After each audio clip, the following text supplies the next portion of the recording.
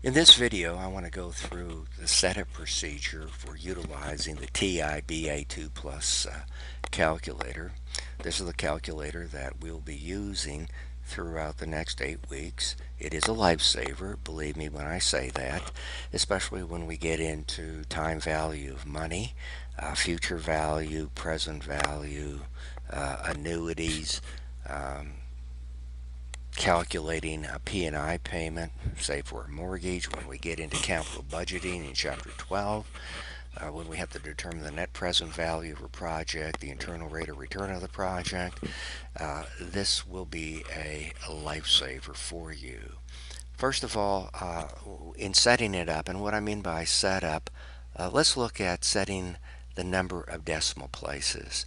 I always focus in on setting it to as many decimal places as possible. So from our standpoint, so that everybody's on the same brainwave, we want to set it up for 9 decimal places. In order to do that, you go second, format, and usually what you will see is that it will automatically default to 2. Well, in this case, I've already set it to 9, but I'm sure in your calculator it'll have 2. So what you would do is you would simply come down here. If it is 2, you would simply insert the 9 and hit enter. And to clear out the cell, because once again I kind of look at the BA2 kind of like an extension of Excel. I kind of look at this area here as a cell. So in this case, I want to clear it out.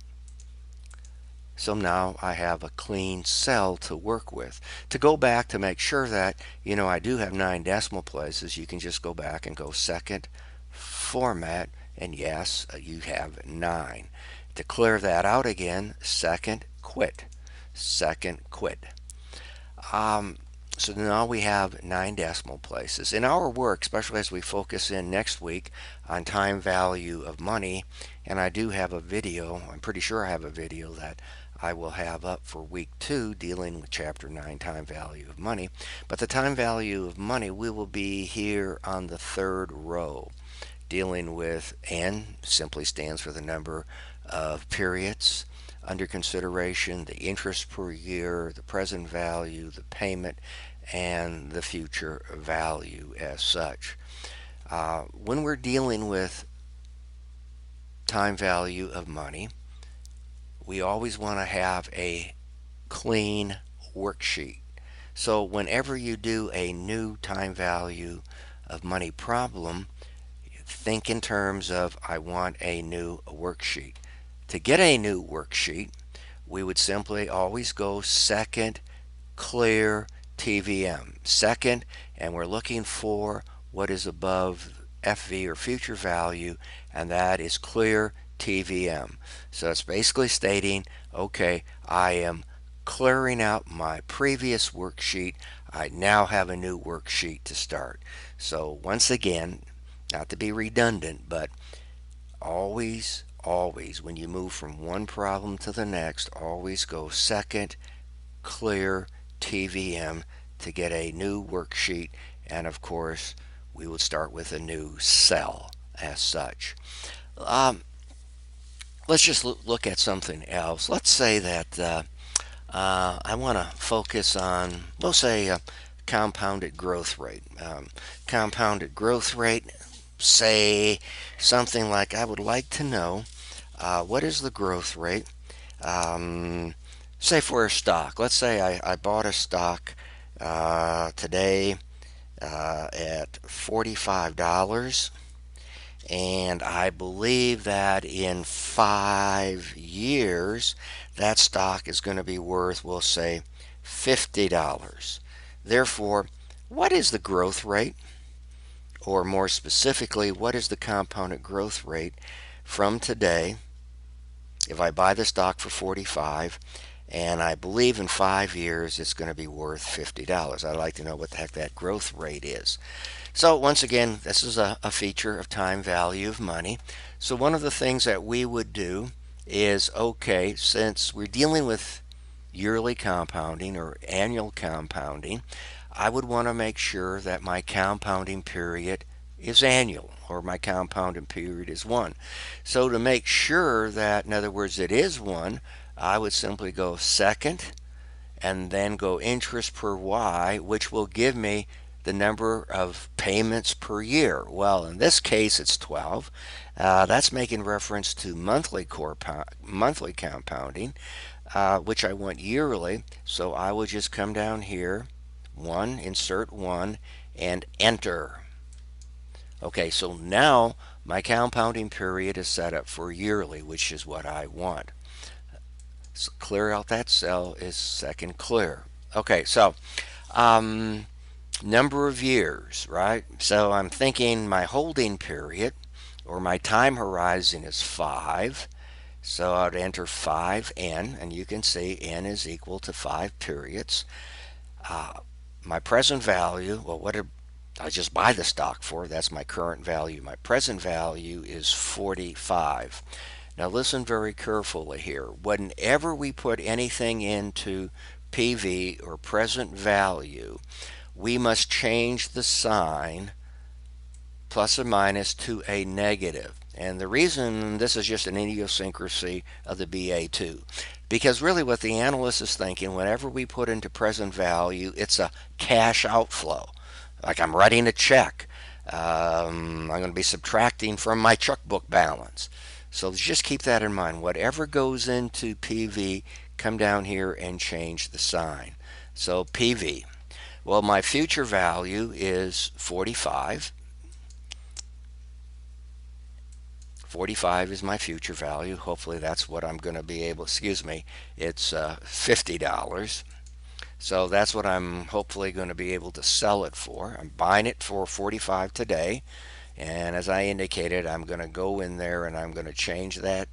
I'm going to change that sign. And I've just got to go back here and correct that. And so whenever you want to recall something, what did I put in future value? I put in 50. What did I put in my present value? Recall PV. And how many periods did I put in? Recall N is 5. Okay, so now I want to determine what is my compounded growth rate. So here we'd come up here to compute interest per year, and you can see my interest per year or my compounded growth rate is 2.13% over the 5 years. So that's pretty much from the standpoint. I think the main thing here to remember when we're dealing, as I mentioned, with our time value of money, it's this row. We're focusing in on PV, and whatever goes in the PV, as I mentioned, come down here and change the sign as an outflow, cash outflow, cash going out of your account. So once again, if I want a clean worksheet, second, clear my TVM, and then go second, quit. My cell is 0. I have a new worksheet to start with. Let me just jump ahead. I think I have a little bit more time in this video. And let's look at, say, a mortgage, which will be one of your assignments for week 2. Let's assume in this case that, in other words, I'm going to buy a house for $100,000. And let's assume that, in other words, 30 years. And let's assume 4%. And I want to know what my P&I is. That is, I want to know what my payment is. So in this case, as I said, second clear. I got a second clear TVM. So I got a clearing worksheet. Now when we're looking at mortgages, in other words, we really are dealing with an annuity, a monthly payment that we're making. And that monthly payment that we're making, of course, would be in relation to compounding monthly. So for compounding monthly, I got to go back and I got to do some changing. Second, interest per Y, which is my number of payments per year. So if I'm dealing with a mortgage, it's 12 payments per year. So I have to change that. 12, enter. Okay, so the analyst will know what I'm up to. In this case, also, I have to change N. Yes, I'm saying 30 years, but since I'm making monthly payments, I have to take into account the total number of payments over 30 years, and that, of course, would be 360. So in this case, I'm simply going to go 360 N. And then how much money did I borrow? Okay, $100,000. That is present value because that's what I'm paying right now today. And as I pointed out, anything that goes into PV, I got to change the sign. So that's my present value. I said 4% for interest per Y. Again, I've already changed the payments per year to 12, so the analyst knows that the analyst is going to really do the calculation for me, i.e. 4 divided by 12. So all what I have to do in this case is put 4 interest per year. And finally, of course, I have to come up with my payment. Since this is an annuity, I will go compute payment per year, excuse me, per month, and my monthly payment is $477.42. So, as I pointed out, this was just kind of a quick overview of setting up the analyst from the standpoint of the number of decimals. You want to set it to 9. And then from the standpoint that we're going to get into next week is dealing with time value of money. This is the row.